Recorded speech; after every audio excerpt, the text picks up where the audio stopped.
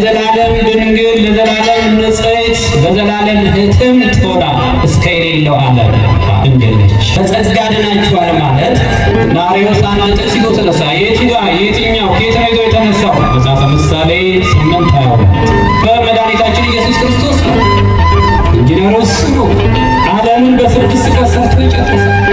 ቅዱስ ጊዮርጊስ ለምን መከራ ተቀበለ? ምን ለምን ዋጋ ከፈለ? ክርስቶስ ከነገረን ሐዋርያት ከሰበኩን እኛ ከነገርናችሁ ከዚህ የሆነ የሚያፈገፍግ የሚወጣ ትምህርት ይዞ መጥቶ የሰበካችሁ ቢኖር የተረገመ ይሁን። ሐዋርያው እዛ በታሰሩ በሰንሰለት በታሰሩ እጆች ወንጌል አይሸከትም። ገኛው ንጉሥ በተነሳ ጊዜ ቤተ ክርስቲያን ከዋሻ ወጣች። ደስ ያሰኛል። በጣም ምግብ ተዘረጋ። እኛ ሶስት ትምህርት በሐዋርያት ትምህርት ለማይጋጠም ልትታገሱት አይገባም። ገዛ ይሁን ብለው ሕግ ሰርተው አውት የተሰዋ እንዳይሆን ይሄ ከነገርናቸው ይወጣል። ያ ሁሉ ድንጋይ ሲወርድበት ደግሞ ይቅር በላቸው ነው። የኢየሱስን ትምህርት በትክክል የተረጎመ እሱ ነው። በመስቀል ላይ የሚያደርጉትን አያውቁምና ይቅር በላቸው የሚለውን ትምህርት ወወልድ ወመንፈስ ቅዱስ አሐዱ አምላክ አሜን። የተከበራችሁ ሊቃውንተ ቤተ ክርስቲያን አባቶች፣ ካህናት፣ ወንድሞች ዲያቆናት፣ አባቶቼና እናቶቼ፣ ወንድሞቼና እህቶቼ እንዲሁም ሕፃናት በወደደንና በከበረ ደሙ በዋጀንና ልጆቹ ባደረገን በዘላለም መንግስቱ ባቀፈን በአምላካችንና በመድኃኒታችን በኢየሱስ ክርስቶስ ፍጹም ሰላም እንደምናደራችሁ፣ እንደምን አረፈዳችሁ፣ እንደምን ከረማችሁ። ምሕረቱንና ጥበቃውን አብዝቶ እንደ በደላችንና እንደ ጥፋታችን ተከታትሎ ሳያጠፋን ዕድሜን ለንስሐ ሰጥቶ ጠብቆ ለዚህ ያደረሰን በዛሬው ዕለት ደግሞ በዚህ ተገኝተን ቅዱሱን ሕያው የሆነውን የእግዚአብሔርን ቃል እንድንሰማ በዚህ በተቀደሰው አውደ ምሕረት ተገኝተን እንድንባረክ የፈቀደልን የአባቶቻችን አምላክ የድንግል ማርያም ልጅ ኢየሱስ ክርስቶስ ከፀሐይ መውጫ እስከ ፀሐይ መግቢያ ድረስ የተመሰገነ ይሁን።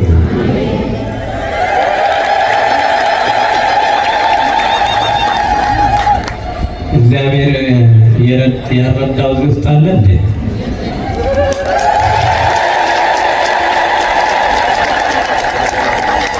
ብዙ ጊዜ የተደረገልንን ነገር ስለማናስተውል ሌላ ጥቃቅን ነገር እንጠይቃለን። በዛ ውስጥ ስንሆን ደግሞ እግዚአብሔርን አንረዳው። እውነቴን እንደምላችሁ እግዚአብሔር ሳያደርግልን ቀርቶ ሌላ የተሻለ የሚያደርግልን ነገር የለም። እግዚአብሔር ለኔና ለእናንተ የሚያደርገውን ነገር በመስቀል ላይ ፈጽሟል። እግዚአብሔር ከልጁ በላይ ለኔና ለእናንተ ሌላ የሚሰጠው ስጦታ የለምና አንድ ልጁን ሰጥቶናል። ሌላ ትጠብቃላችሁ? ሌላ ትጠብቃላችሁ? አንድያ ልጁን እስኪሰጥ ድረስ አለ። የዮሐንስ ወንጌል ምዕራፍ 3 ቁጥር 16 ላይ በእርሱ የሚያምን ሁሉ የዘላለም ሕይወት እንዲኖረው እንጂ እንዳይጠፋ እግዚአብሔር አንድያ ልጁን እስኪሰጥ ድረስ ዓለሙን እንዲሁ ወዷል። እግዚአብሔር እንዲሁ የወደደን እንዲሁ ጠላቶቹ ሆነን ሳለን በልጁ ሞት ከእግዚአብሔር ጋር ታረቅን ይላል። አያችሁ፣ እግዚአብሔር ልጁን በመስጠት ራሱ የዕርቁን ደም በማዘጋጀት በልጁ ደም በልጁ ሞት የታረቀን የምህረት አባት ነው። ከስጦታ በላይ ሁሉ ሰጥቶናል። ይሄው ትናንትና የቁጣ ልጆች የነበርነው ዛሬ የምህረት ልጆች የይቅርታ ልጆች አድርጎናል። ክብርና ምስጋና ይድረሰው።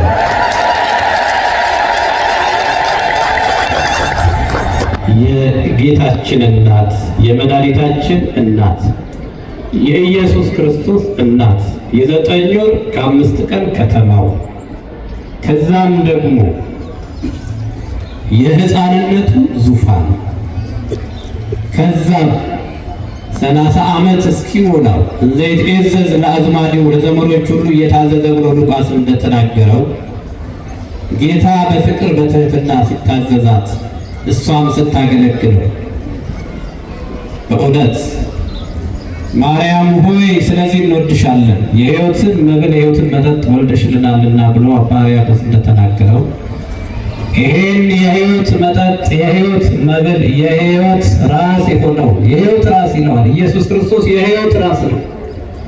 የቤተ ክርስቲያን ራስ ነው። ይህንን የቤተ ክርስቲያንን ራስ የወለደችልን ድንግል ማርያም ምስጋና ይድረሳት። ቅዱሳን ስለ ክርስቶስ ስለ ወንጌል የጨከኑ በነፍሳቸው ተወራርደው በደማቸው እምነታቸውን አትመው እስከ ጥግ ድረስ የተጓዙ የአባቶቻችን የቅዱሳን ሰማዕታት ቃል ኪዳናቸው ከሁላችን ጋር ይሁን።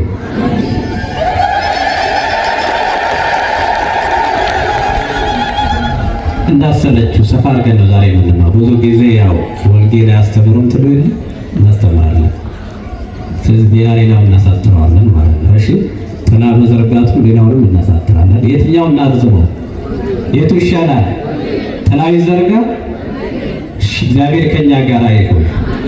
ደግሞ አይሰለቻችሁም። በጣም ደስ የሚል የአባቶቻችን ታሪክ የፈጸሙት ተጋድሎ ገድል ይህችን ቤተክርስቲያን እንዴት እንዳጸኗት እንዴት እንዳቆሟት እዚህ እንዳደረሷት ጀግኖች አርበኞች እነኛ ፍጹማን ክርስቶስን መስለው የኖሩ የአባቶቻችን የሕይወት ታሪክን በዚህ የምናይበት ስለሆነ በረከታቸው ይደርብን። ለትምህርታችን መነሻ የሚሆነን ዛሬ ሁሉንም አቅፎ የሚይዝልን አንድ የመረጥኩት ርዕስ አለ። የማቴዎስ ወንጌል ምዕራፍ 13 ቁጥር 25 ሰዎቹ ሲተኙ ግን ጠላቱ መጣና በስንዴው መካከል እንክርዳድን ዘርቶ ሄደ። ስንዴውም በበቀለና ባፈራ ጊዜ እንክርዳዱ ደግሞ ያን ጊዜ ታየ ይላል ጌታ። የዘሩን ምሳሌ ባስተማረበት በማቴዎስ ወንጌል በአብዛኛው በምሳሌ የተሰጠ ትምህርት ነው። ማቴዎስ 13 ላይ አንዱ በምሳሌ ያስተማረው የዘሩን የስንዴውና የእንክርዳዱ ምሳሌ ነው። ሰውየው ስንዴውን ዘርቶ ከሄደ በኋላ ሰዎቹ ተኙ። ከዛ በኋላ ጠላት መጣና በስንዴው መካከል ምን አደረገ? እንክርዳዱን ምን አደረገ? ዛሬ እንክርዳዱን እንነቅላለን ማለት ነው። ከአባቶቻችን ጋር ሆነን አባቶቻችን እንዴት እንክርዳዱን እንዳረሙት ብልሃትን ጥበብን ከነሱ ጭምር እንማራለን ማለት። ዛሬ እንደ ኢትዮጵያ ኦርቶዶክስ ተዋሕዶ ቤተክርስቲያን እንግዲህ እንደሚታወቀው ብዙኃን ማርያም ይባላል። ማን ይባላል? ብዙኃን ማለት ያው ብዙዎች ማለት ነው። ብዙዎች ወይ የብዙዎች ብዙ ቁጥራቸው ብዙ የሆነ ብዙኃን ማርያም ማለት ደግሞ ዕለቱ 21 ስለሆነ በዚህ ቀን እነኛ ብዙኃን የተባሉ ሊቃውንት 2348 ሊቃውንት የተሰበሰቡበት ከዚህ ውስጥም ተመርጠው የመጨረሻው ርትዕት ሃይማኖት ብለው የጸኑ በአንድ ቃል እንዳንድ ቃል ተናጋሪ እንዳንድ ልብ መስካሪ ሆነው የተገኙ 318 ሊቃውንት እነሱን የምናይበት ትልቅ በዓል። ለምን ተሰበሰቡ? እንዲህስ በዓላቸው እንዴትስ ተቋጨ? ይሄ ሁሉ ስብስብስ ለምንድን ነው? ይሄን ያህል ርቀት ጉዘው ለምን መጡ? በሕይወታቸው የከፈሉትን ዋጋ ሁሉ እናያለን ማለት ነው። እንክርዳዱስ ምንድን ነው? ስንዴውስ ምንድን ነው? ይሄንንም እናያለን ማለት ነው። ሌላው በዛሬው ዕለት የመስቀል በዓል ነው። መስቀል በግሼን ደብረ ከርቤ ላይ ያረፈበት ዕለት ነው። እሱ ቅድም መምህር በሰፊው ስላስተማር ሁለቱንም ከነካካን አንዱን ሳናበስል እንሄዳለን ማለት ነው። ስለዚህ ዛሬ የምንማረው ስለ ኒቂያ ጉባኤ ነው ማለት ነው። ይህን ነው የምወስዳችሁ ማለት ነው። ወደ ኒቂያ እንሄዳለን ማለት ነው። ወደ 325ቱ ቀን ጉባኤ ወስዳችኋለሁ ማለት ነው። ይሄ ጉባኤ የቤተ ክርስቲያናችን ሕልውና የቤተ ክርስቲያን መሰረት እንዳይፈረካከስ እንዳይናድ አድርገው አባቶቻችን በጣም ስራ የሰሩበት በቅብብሎች ዛሬ እኔና እናንተ ላይ የደረሰበት ብዥታ እንዳይፈጠር ቀኖናን ዶግማን አጥርተው የሰሩበት ኩልል ያለ ንጹሑን የቤተ ክርስቲያን ትምህርት ያገኘንበት የመጀመሪያው ሊቃውንተ ቤተ ክርስቲያን ተሰብስበው ሰዓት የሰሩበት ነው። ከዛ ቀጥሎ የኤፌሶኑ አለ። እዛ 200 ተሰብስበዋል። የንስጥሮስን ክህደት ትምህርት እዛ ለማረም ተሰብስበዋል። በቀጣይ ከዛ የመቅዶኒዮስ የተባለው ደግሞ በመንፈስ ቅዱስ ላይ የተነሳ ነው። ይሄም ከሦስቱ አካል አንዱን አካል አሳንሶ የተነሳ ሊያጎድል የተነሳ እሱም 150 ሊቃውንት በቁስጥንጥንያ ተሰብስበው እሱን አውግዘው አረቡን ነቅለው የለዩበት ነው ያኛው ጉባኤ። የመጀመሪያው ግን ለነኚህ ሁሉ ቤዝመንት ሆኖ ያገለገለው የመጀመሪያው ግራውንዳቸውን ያኖሩት በኒቅያ በተሰበሰቡበት ጉባኤ ነው። እንግዲህ የስህተት ትምህርት ሊያርሙ ነው የተሰበሰቡት ብያቸዋለሁ። የስህተትን ትምህርት በ325 የጀመረ አይደለም፣ በክርስቶስም ጊዜ ጀምሮ ነበር። ይሄ የስህተት ትምህርት ማለት ነው። በክርስቶስም ጊዜ ጀምሯል። ብዙ ጊዜ የጸጋውን ወንጌል ላለመቀበል አይሁድ በወንጌል ላይ ሌላ ነገር መጨመር አለብን መደመር አለብን የሚል ሕግ ሲደመር ጸጋ እያሉ እኩል ይሆናል ድነት የሚለውን በክርስቶስም ጊዜ ሲጠደው ሙሉ ለሙሉ የክርስቶስን ትምህርት አንቀበልም ብለው ያስቸገሩበት ጊዜ ነበር። ለዚህም ክርስቶስ ደቀ መዛሙርቱን በተደጋጋሚው በማቴዎስ 16:6 እስከ 12 ላይ ኢየሱስም ከፈሪሳውያንና ከሰዱቃውያን እርሾ ተጠንቀቁና ተጠበቁ ይላቸው ነበር ይላል። እነርሱ እርሾ ብሎ ሲል ስለሌላ ስለሚበላው እንጀራ ነበረ ያሰቡትና በኋላ ግን ነገሩን ያ እንዳልሆነ ሲነግራቸው እነርሱም ከፈሪሳውያንና ከሰዱቃውያን ትምህርት እንጂ ከእንጀራ እርሾ እንዲጠበቁ እንዳላላቸው ያን ጊዜ አስተዋሉ ይላል። ልብ አድርጉ፣ በትምህርት የታመመ ሰው በምንም አይፈወስም። እውነቴን የምላችሁ የሥጋ ደዌ ቢይዛችሁ ጸበል ተጠምቃችሁ እምነት ተሻሽታችሁ ትድናላችሁ። በትምህርት ከታመማችሁ፣ በትምህርት ከጠመመ ግን ማስተካከል አይቻልም። በትምህርት የተበላሸን ነገር የስህተት ትምህርት አንድ የተገባ ብዙን ነገር ነው የሚነዳው። ብዙውን ነገር ትልቁን ትምህርት ሁሉ ነው የሚነዳው። ስለዚህ ሰይጣን በዮሐንስ ወንጌል ምዕራፍ 10 ቁጥር 10 ላይ እንደተነገረው ሌባው ሊሰርቅና ሊያርድ ሊያጠፋም ነው የሚመጣው እንደተባለ ሁሉ የመጀመሪያው የሰይጣን ትግል በክርስቲያኖች አእምሮ ያለው ንጹሕ ትምህርት የክርስቶስን ትምህርት መምታት ነው፣ መቀየጥ ነው፣ ወተቱን በመርዝ መበከል ነው። ቅይጥ የሆነ ትምህርት በሰዎች አእምሮ መትከል ነው። መሰረታቸው ማናጋት ነው። ኩልል ያለውን ውሃ ማደፍረስ ነው። ወንጌል ማለት ኩልል ያለ ንጹሕ፣ ማንም ሊቀንሰው ሊጨምረው ሊደምርበት ሊቀንሰው የማይችል ሕያው ቃል። የነገርኳችሁ ቃል ሕያው ነው መንፈስም ነው አለ ጌታ ማለት ነው። ይሄ የነገርኳችሁ ቃል ሕይወት ነው አለ። የጌታ ቃል ማለት ሕይወት ማለት ነው። የሥጋና ደም ሐሳብ ሊገባበት የማይችል ማንም ሊቀንሰው የማይችል ሊያሻሽለው ሞዲፋይ ማድረጋችንም የእግዚአብሔርን ቃል ማለት ነው። እንደወረደን የምትቀበሉት ሰይጣን ይህንን መምታት ነው። ይሄ ቤዝመንት ነው የሕይወታችን።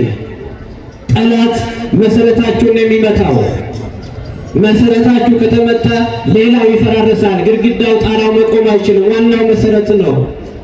የእግዚአብሔር ቃል የሕይወታችን መሰረት ነው። ሰው በእንጀራ ብቻ አይኖርም ከእግዚአብሔር አፍ በሚወጣ ቃል እንጂ ተብሏል። የእግዚአብሔር ልጆች የሚኖሩት በእግዚአብሔር ቃል ጭምር ነው እና ከፈሪሳውያን እርሾ ተጠበቁ አላቸው። ምንድነው ይሄ የሰዱቃውያንና የፈሪሳውያን እርሾ? ትንሣኤ ሙታንን የሚክድ ሙሉ ለሙሉ አዲሱን ስርዓተ ትምህርት የማይቀበል አዲሱ ትምህርት ማለት አዲስ ኪዳን ማለት ነው። በቃ የክርስቶስን ትምህርት የማይቀበል የሚገፋ በሙሴ ሕግጋት ላይ ብቻ እዛ ጋር ተቸክሎ በፍጹም ወደ አዲስ ወደ ጸጋ ወንጌል የማይሻገር ማለት ነው። ስለዚህ እዛ ጋር ይቃወሙ ነበርና ሐዋርያው ቅዱስ ጳውሎስ በገላትያ 5:8 ላይ ጥቂት እርሾ ሊጡን ሁሉ ያቦካል ይላል። 100 ኪሎ ዱቄት ለማቡካት ብዙ እርሾ ያስፈልጋችሁ፣ በአንድ ባሊ እርሾ ያስፈልጋችሁ። ጥቂት 2-3 ኩባያ እርሾ ይበቃቸው። እናቶች ይናገሩ፣ ጥቂት እርሾ ነው አይደል? ብዙ እርሾ አያስፈልግም።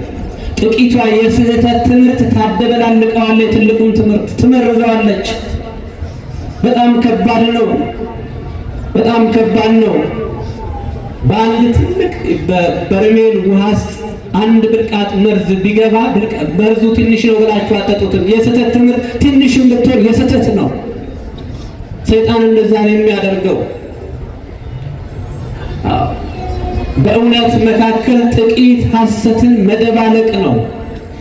ኢዮብ እግዚአብሔር ፊት ሄዶ ሰይጣን ኢዮብ ይሰድብሃል ብሎ ሲል ሐሰት እየተናገረ ነበር።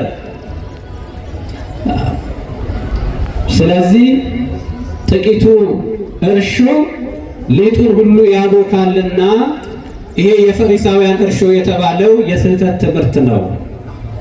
ለዚህ ነው ወንጌልን አንጥረን ማወቅ ያለብን። ያለበዛ አለይም እንደሰማነው ምንድነው ያለው አንዱ ሲያስተምር የዛሬ 5 ዓመት ክርስቶስ ስጋን አልነሳም ብዬ አስተምሬ ነበረ። አሁን ግን ስደርስበት ስጋ እንደለበሰ አውቅ ያለውና ይሄ ይታረብል ይቅርታ ይደረግ። እንዴት እንዲህ ይሆናል እንዴ? የሃይማኖት ትምህርት እኮ ይቅርታ ብለህ በ5 ዓመት ይሆን አሁን ዛሬ ገባኝ ይቅርታ አድርጉልኝ ብለህ በጣም ከባድ እኮ ነው። መሰረት የሌለው ቤት እኮ ነው።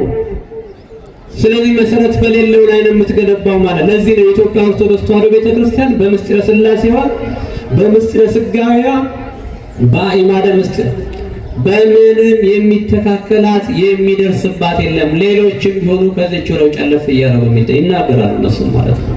ቤተክርስቲያን መሰረቷ ጽኑ ነው። የ318ቱ ሊቃውንት መሰረት ነው ማለት ነው።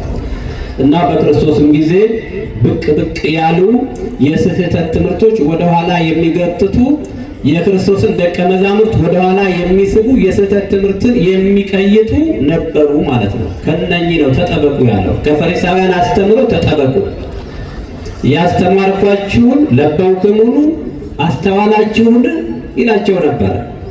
በትምህርቱ እንዲጸኑ ማለት ነው። በሐዋርያው ቅዱስ ጳውሎስ ጊዜ ደግሞ እጅግ የስህተት ትምህርት እየበዛ የመጣበት ጊዜ ነበር። በገላትያ ላይ ትልቁ ሲናገር የነበረው ገላትያ 1 ጀምራችሁ ስታነቡ ብዙ ዳሽን የፈሉ የስህተት ትምህርቶች ነበሩ። በዋናነት ግን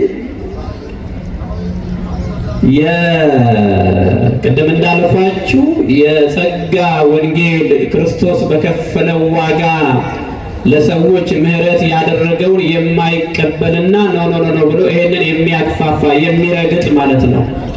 የእግዚአብሔርን ልጅ ደም የሚረግጥ እግዚአብሔር የሰጠውን የምህረት የዘላለም ሕይወት መንገድ የሚዘጋ በእሺ ያሉና እንደ ወንጌልንም ብንቀበል እንኳን ትንሽ ነገር መደመር አለብን። መዋጮው እሷ ምንድነች? መገረዝ አለባችሁ የምትል ሕግ ነገር ጨምሩ ይላል።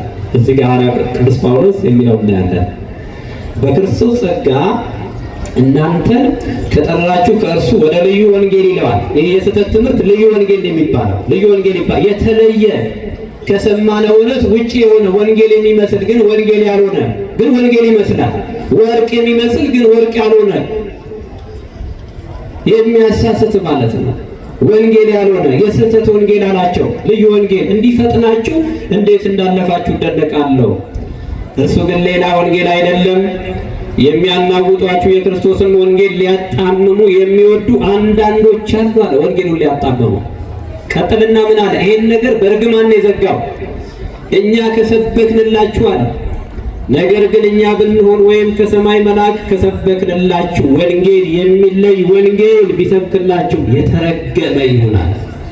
ለዚህ ነው አባቶቻችን ቆርጠው የስህተት ትምህርት የዘራውን ከጉባኤ ትምህርቱን ከትምህርት ቆርጠው ነጥለው የጣሉት። ለዚህ ነው ድርድር አያስፈልግም በዚህ ላይ ማለት ነው። እውነቴን ብላችሁ ሲገባችሁ ስትረዱ በእውነት ላይ ጥቂት ሐሰት ሊቀይጡ የተነሱ ካለ እንዳትኙ። የቤተ ክርስቲያኗ ሲኖዶስ ትልቁ ስራው ይሄ ነው።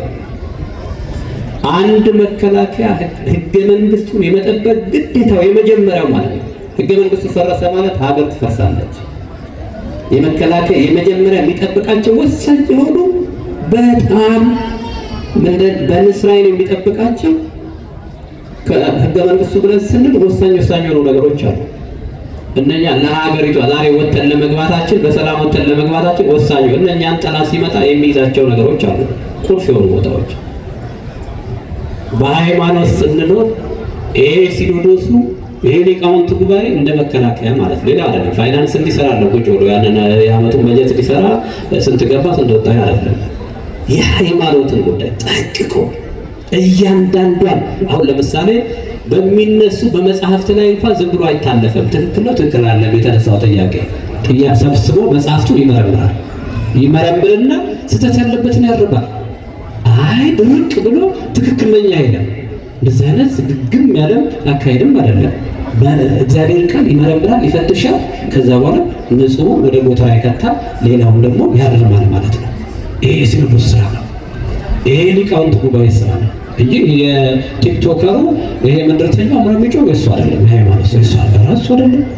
በጣም በጸሎት እኮ የሚሰራ ነው።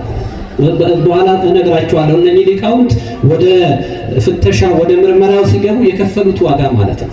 በጾም ጸሎት ተወስነው በሱባኤ ተወስነው እግዚአብሔርን ፊት ለፊት የማነጋገር ያህል ንጹሐን አባቶቻችን እንደ ንጹህ ስንዴ እንደ ንጹህ መገበሪያ የተበጠሩ በረከታቸው ይደርብን። የሃይማኖት ጉዳይ አባቶቻችን ይህን ነበር ዛሬ በእውነት እነኚህ አባቶች እግዚአብሔር ባይሰጠን እኮ መሰረት የለንም። ፈራርሰን ነበር እኮ ፈራስ። ለዚህ ነው መሰረት የሌለው ስለሆነ ዛሬ ብዙ ድርጅቶች የእምነት ድርጅቶች የተፈጠሩት ማለት ነው። ብዙ ስንት ሺዎች ማለት ነው። አንዱ ካንዱ እየተፈለፈለ አንዱ ካንዱ እየተወለደ ሌላ የራሱን እየመሰረተ ይወጣል ማለት ነው። መሰረት ወሳኝ ነው እና ሐዋርያው ቅዱስ ጳውሎስ እኛ ብንሆን አለ ከሰበክነው ወንጌል ምክንያቱም መተው እሱ ሰብኮ ንጹህ ወንጌል ነግሯቸው ከሄደ በኋላ አይሁድ አንዳንዶቹ ሾልከው ይገቡና ቅዱስ ጳውሎስ ምንድነው ያስተማራችሁ? እንዲህ የክርስቶስ ወንጌል ነው። ጥሩ ነው፣ ግን እኮ አንድ ይቀራችኋል። ከሙሴም መገረዝን መደመር አለባቸው። አያችሁ መደመር። ስለዚህ ወንጌል ሲደመር ግርዛት ማለት ብትገረዙ ባትገረዙ አይጠቅማችሁም ማለት። ግርዛት አሁን በብሉይ ኪዳን የነበረ ነው አይደል እንዴ? ሰው አሁን ምልክት ያ ምልክት ዛሬ በጥምቀት ተቀይሯል አይደል? ስለዚህ ያንን መቀየጥ ማለት ነው። ይሄ ደግሞ ክርስቶስ የከፈለውን ዋጋ ማሳነስ ማስረሳት፣ ያንን እውነተኛ ትምህርት ከኦሪጂናሊነቱን እንዲለቅ ማድረግ። ይሄ ደግሞ በጣም ከባድ ነው። ሰይጣን እንዳልኳችሁ የተመረዘ ምግብ ማለት እስከ ሞት እኮ በቃ የተመረዘ ትምህርት ይገላቸዋል። ብዙ ጊዜ ያጣድፋል የተመረዘ ምግብ አይደለም። ቶሎ ሕክምና ካላደረግን እስከ ሞት ሊያደርስ ይችላል። እንደዛ ነው። ወንጌል ምግብ ነው። ወንጌል ሲመረዝ ግን ከተመረዘ ግን አደገኛ ነው። ሕይወታችን ለሞት ይበቃል። ስለዚህ አርዮስን ነው ትልቁን ማዕድን የመረዘው ትውልድን ሊያጠፋ ማለት ነው። ከዚህ አባቶቻችን ሐኪሞቹ ነው የተገለጡት እና ሐዋርያው ቅዱስ ጳውሎስ በእርግማን የዘጉ አባቶቻችን ውግዘትን እርግማን ብላችሁ ሰሩ። እርግማን ማለት በቃ መለየት ያንን የተረገመ ይሁን አለ እኮ በቃ ድርድር ማድረግ አልፈለገም። ጥቂትም ከዛ ሰው ጋር መቆየት አልፈለገም። እንዲህ አይነት የሚሰብከው ሰው የተረገመ ይሁን፣ ይውጣ፣ ከጉባኤው የተለየ ይሁን አለ። የስህተት ትምህርት የሚያስተምር ሰው ጥቂት እንኳን ማለት ነው። በማቴዎስ 10:16 ላይ እንግዲህ ብዙ የምናየው ነገር አለ። አባቶቻችን ይሄን በማድረጋቸው እንክርዳዱን ሲለዩ ብዙ የከፈሉት ዋጋ አለ። ብዙ ዋጋዎች ተከፍለዋል።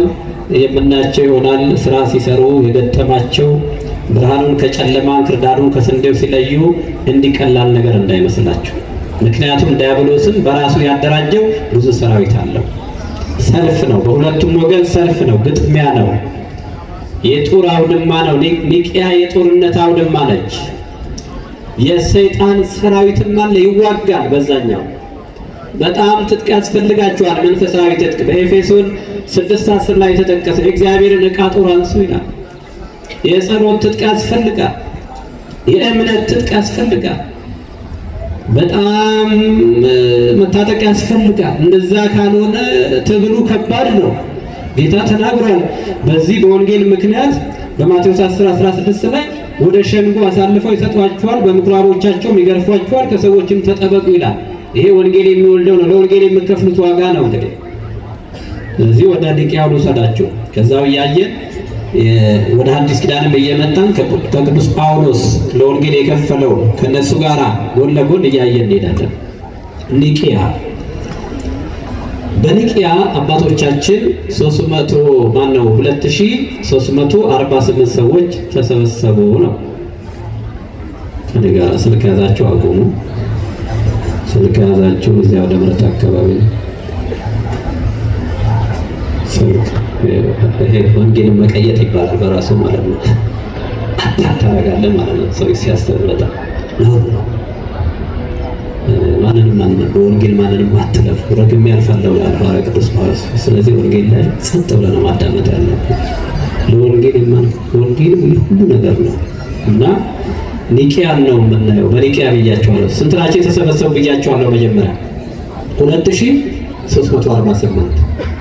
2348 ናቸው። መነሻቸው እንግዲህ ለምን ተሰበሰቡ? በአሪዮስ ማለት አፍሪካዊ ነው። የሊቢያ ተወላጅ ነው። አሪዮስ ማለት ነው። ሊቢያን ታውቃላችሁ? የጋዳፊ ሀገር ማለት ነው። አፍሪካዊ ነው። በጣም የተማረ ብልህ የሆነ የስነ ጽሑፍ ሰው፣ የግጥም ሰው፣ በጣም የተማረ ሰው ነው። በእውቀት ደረጃ ምን ያደርጋል ግን ጥበብ ከሌለው መንፈስ ቅዱስ ካልገባበት እውቀትም ይዞ ገደል ይከታል። እግዚአብሔር እውቀታችሁን ይጎብኝላችሁ። የጥበብ የእውቀት ሁሉ መጀመሪያ እግዚአብሔርን መፍራት ነው ይላል። እግዚአብሔርን ባለመፍራት የሚጀመር እውቀት ሁሉ መጥፊያ ነው የሚሆነው እና ይህ ሰው እንዳልኳችሁ የቤተ ክርስቲያን ካህን ነው፣ አገልጋይ ነው፣ ታዋቂ ነው፣ ተጠያቂ ነው። ታዲያ በአንዲት አረፍተ ነገር ነው ስህተት ውስጥ የገባው። ምሳሌ 8:22 መጽሐፈ ምሳሌ አነቡ። እንዲህ የሚል ቃል አለ፣ እግዚአብሔርም የሥራው መጀመሪያ አደረገ። ገባችሁ? እግዚአብሔር ምን አደረገኝ? እስቲ በሉ። እግዚአብሔር የሥራው መጀመሪያ አደረገ። እግዚአብሔር የሥራው መጀመሪያ አደረገ። ለምንድን ነው ያለው? ከላይ ቁጥር ጀምሮ ስታነቡት እዛው ላይ ስለ ጥበብ ነው የሚያወራው። ጥበብ ቤቷን ሰራች ደግሞ የሚላል አይደለም? ጥበብ ማን ነው? ራሱ ጥበብሰ መድኃኒነ ውእቱ ኢየሱስ ክርስቶስ። ጥበብ ማን ነው? እሱም የእግዚአብሔር ጥበብ የሆነ ክርስቶስ ነው ይላል። እንግዲህ ጥበብ ከላይ እየተናገረች መታ፣ ይሄው ጥበብ መልሶ እግዚአብሔር የሥራው መጀመሪያ ያደረገኝ ካለ፣ ይሄማ እግዚአብሔር የሥራው መጀመሪያ ያደረገኝ ካለ ስለዚህ መጀመሪያ ነበረው። አያችሁ? መጀመሪያ ነበረው። መጽሐፍ የሚለው ምንድን ነው? በመጀመሪያ እግዚአብሔር ሰማይና ምድር ፈጠረ ይላል እንጂ ስለ እግዚአብሔር መጀመሪያ የሚናገረው አለ እንዴ? አለ ወይ? ሲመልሱልኝ። በዮሐንስ ወንጌል ምዕራፍ 1 በመጀመሪያ ምን ነበር ይላል? መጀመሪያ የሌለው መጀመሪያ ነው እየነገረን ያለው። በመጀመሪያ ምን ነበረ? ቃል ነበረ። መጀመሪያ የለውም፣ ጥንት የለውም። ቃልም በእግዚአብሔር ዘንድ ነበረ፣ ቃልም እግዚአብሔር ነበር እያለ ይሄው ቃል ነው መጥቶ ቁጥር 14 ላይ ቃልም ሥጋ ሆነ የሚለው ማለት ነው። ይሄን ነው እንግዲህ ምሳሌ 8:22 ላይ ያለችው ቃል ይዞ አሪዮስ ፍርክስክስ ወጣ፣ ተደነባበረ። አያችሁ? አንድ ጥቅስ ይዘው የሚደነባበሩ አለ። እኔ ስለ እመቤታችን ስለ ድንግል ማርያም ሲናገሩ እኔ በእውነት ዛሬም ንስሐ እንዲገቡ ጥሪ ያቀርብላቸዋለሁ። ለእነኛ ሰዎች ጌታን ከወለደችው በኋላ ወልዳለች በማለት በጣም የሚጨነቁ ሰዎች አሉ። ላቲ ስባት በፍጹም ይሄ ወንጌል እንዳይላቸው። ምንድን ነው የሚለው ወንጌል? ማቴዎስ 13 እኮ 50 ላይ ሄዳችሁ ስታነቡ ምንድን ነው የሚለው? እነኚህ ወንድሞቹ እነከሌ አይደሉም ይሉና ምን ይላል መዝጊያው ላይ? ተሰናከሉበት። እቺን ለምን አይሏትም? ተሰናከሉ እኮ ነው የሚለው በዚህ ቃል ማለት ነው። ይሄም በማለታቸው ከኔም ወንድሙ የሥጋ መስሏቸው አይሁድ የሰጥነው ሲዛጋ እንግዲህ ማለት ነው ሲደናቀሩ፣ ከዛ መጨረሻ ላይ ሲዘጋው ተሰናከሉበት። በዚህ ቃል በዚህ አረዳድ ተሰናከሉበት እኮ ነው የሚለው። በዚህ ጥቅስ በአንድ ጥቅስ ፍርስርሳቸው የሚወጣ ሰዎች አሉ ወገኖቼ። በጣም ማንበብ ያስፈልጋል። መጽሐፍ ቅዱስ በራሱ አንዱ ቃል ሌላውን ቃል እየፈታ ይሄዳል። ቃልን እየፈታ ስለማናነብ እኮ ነው። ስለማናነብ በደንብ ደጋግመን ስለማናነብ እንጂ ምንም የሚጣረስ ቃል የለም። እውነት የሚመላቸው እግዚአብሔር አይጋጭበትም። እግዚአብሔር የተጋጨበት የተጣላበት ጊዜ የለም። ይኸው ፀሐይና ጨረቃ ሳይጋጩ ከተፈጠሩ ጊዜ ጀምሮ ውደታቸውን ጠብቀው ይሄዱ። እግዚአብሔር በስራው ታማኝ ነው። እግዚአብሔር የሰራው ስራ መልካም ነው። እግዚአብሔር በስራው አይታማም። እግዚአብሔር አይሳሳትም። እግዚአብሔር እንዲያደርግ ያለ ቆይ ላሻሽለው አይልም። እግዚአብሔር ጨርሶ ነው የሚሰራው። እግዚአብሔር አንዴ ሲሰራ ዘላለምን ነው የሚሰራው። አንዴ ለይኩን ምድር ታብቅል አለ። ይሄ ቃል ዘላለም ሲሰራ ይኖራል። ብዙ ተባዙ የሚለው ቃል እንዲሁ ሲያበዛን ሲያባዛን ሲባርከን ይኖራል። ይሄ ቃል ማለት ነው። እግዚአብሔር አንዴ ተናገረ፣ ነገር ግን ዘላለምን ተናገረ። እግዚአብሔር በመስቀል ላይ ሆኖ ክርስቶስ አባቶ የሚያደርጉትን አያውቁምና ይቅር በላቸው አለ። አንዴ ተናገረ፣ ግን ዘላለምን ተናገረ። ይሄ ቃል የዘላለም ጩኸት ነው። ለዘላለም ሲያስተጋባ ይኖራል። ለዘላለም ይቅር ሲል ይኖራል። ለዘላለም ሲምር ይኖራል። እግዚአብሔር አይደጋግምም። እሱ አንዴ ካለ አለ እግዚአብሔር አምላክ እሱ እስከ መጨረሻው ይናገራል። ይሄው ያኖረናል። አንዴ ለፀሐይም አንዴ መመሪያ ተሰጣት፣ ለጨረቃም አንዴ መመሪያ ተሰጣት። አለቀ። ፍጥረታት ሁሉ አንድ ጊዜ በተነገራቸው በይሄው ጊዜያቸው፣ ዑደታቸው፣ ወቅቶች ጊዜያቸውን ጠብቀው ይኖራሉ። እግዚአብሔር አይሳሳትም። ኃይል ብዙ ሆኖ ሳለ ጠላቶቹ ዋሹብኝ ይላል መጽሐፍ። ጠላት ሁሌ በጌታ ላይ እንደዋሸ ነው እና ዲያብሎስ ዋሸ።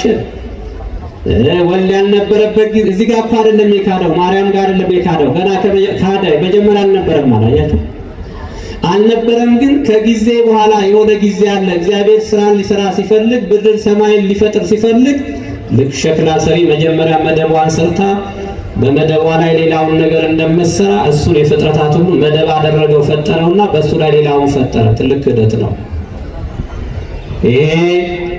ምስጢረ ሥላሴ የሚያፈራርስ ትምህርታችን ሁሉ የሚሰነጣጥቅ ነው። ምስጢረ ሥላሴ ከሌላችሁ ምንም የላችሁ። ሁሉም ነገር ምስጢረ ሥላሴ ምስጢረ ሥጋዌ ላይ ይቆማል። ምስጢረ ሥላሴን ሳትረዱ ወደ ምስጢረ ሥጋዌ አትሻገሩ።